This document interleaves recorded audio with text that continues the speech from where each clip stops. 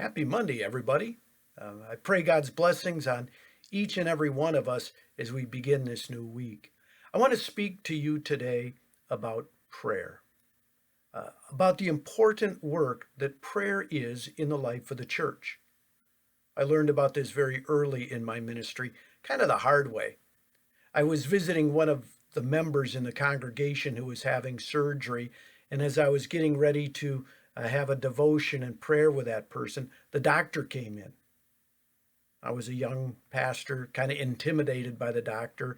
And so I said to the doctor, I said, I'm sorry, let me get out of your way. I know you have important work to do here. And the doctor gently but clearly took me to task. He said, "No, Pastor, I believe you have the important work to do here. Aren't you here to pray?" I learned that lesson early, and I've learned it well, that prayer is a key work of the church. It's an important work of the church. It's part of the roll up your sleeves work of the church. Prayer is not some pious thing that we say just to get ready for a meal or to conclude a meal or to get ready for a meeting or to wrap up a meeting. Prayer is part of the roll up your sleeve work of the church. And our nation, our community needs our prayers now as much as ever. And so I'm calling for a time of prayer. I want us to be united in prayer this coming Sunday, June 14, from noon until 1. June 14 was supposed to be our Unity Sunday, but of course, with a virus crisis, we aren't quite ready to all come back together physically. But we can be united in prayer. And so what I'm asking is for you to find some time between noon and 1 o'clock this Sunday to pray for what really is hurting your heart. There are all kinds of options. There are all kinds of things we're facing in our land. We're facing a virus crisis. We're facing economic fallout because of that. We're facing a political strife and division. We're facing the evils of racism. We're facing anger, frustration. We're facing problems with riots. We're facing difficulties with law enforcement and who's supposed to do what. And golly, there's a lot of hurt out there. And when will schools start? And how can we get the businesses going again? There are all kinds of things that are weighing heavy on your heart. I want to ask you this Sunday between noon and 1 o'clock to go somewhere individually, as a family, maybe as a small group, and lift up a time of prayer. What's hurting your heart? Maybe drive downtown and walk around the block at the hospital and think about the people that have been working there, the people that have been struggling there. Maybe walk down to the Capitol building or to the Meridian Township governmental center and pray for leaders, the governor, township officials, or whatever municipality you might be in.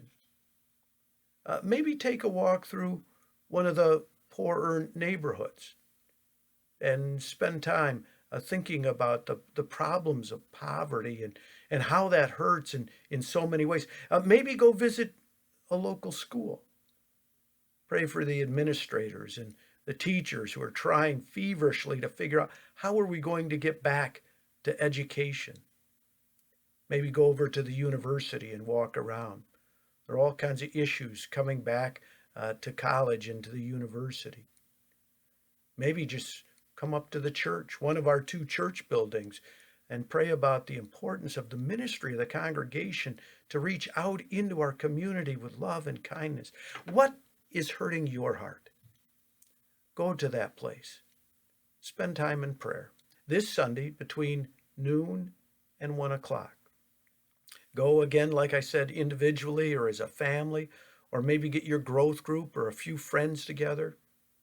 And let's be united. Even if we can't be united physically, let's be united in prayer. Let's roll up our sleeves and do that work that God calls the church to do, to lift up the needs and the hurts and the worries and the troubles of people to the Lord in prayer. He's our help. I like Psalm 121. I lift up my eyes to the hills. Where does my help come from? My help comes from the Lord who made the heavens and the earth.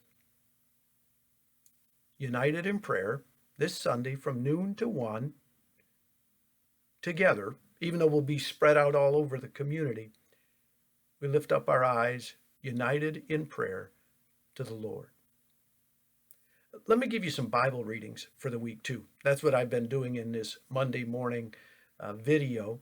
Let me encourage you as you think about our nation, the hurts, the troubles, the needs, the opportunities for the gospel, the good news of Jesus to be proclaimed.